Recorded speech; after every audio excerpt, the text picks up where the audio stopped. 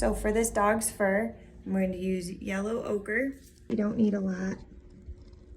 The nice thing about tube watercolor and a butcher tray is you can use the colors continuously later after you mix them. It's a win-win. I'm going to use burnt umber, just a little tiny bit, tiniest bit of burnt sienna. So I'm actually going to put it over here because burnt sienna is one of those colors that's super rich and you don't need a lot of it. I'm going to use this little number 2 round brush to pull the colors and mix them right here. I don't need a lot of pigment. I'm going to need a lot of water for my first layer. So you dip your paintbrush in your water.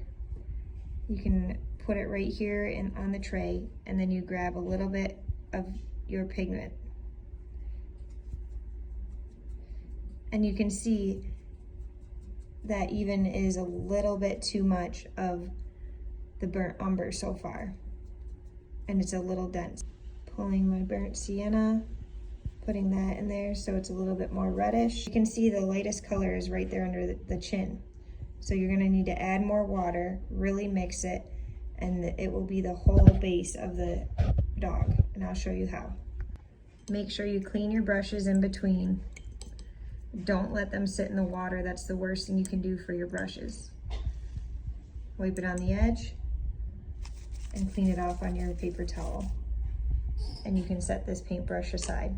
Take your large round brush, dip it in your water, make sure you don't have any drips, bring it over and really mix it with your pigment. See, the value of this watercolor is pretty close to the white, so this is probably light enough to do the fur.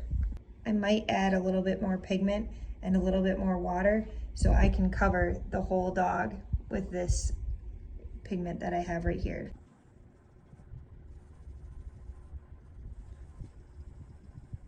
I grabbed more pigment, now I'm going to grab more water. You can see it's pretty dark right now, so I'm going to have to add quite a bit of water. But that's okay because I need a lot of pigment to cover the whole dog. It's mixed really well. Some watercolor artists don't do this. Compare your color, looks pretty good. See, it looks pretty good with the lightest color pigment on this dog.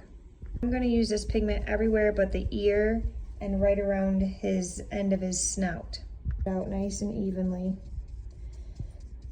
Watercolor dries fairly quickly, so you want to make sure any sort of edges aren't harsh. Because if you leave a harsh edge,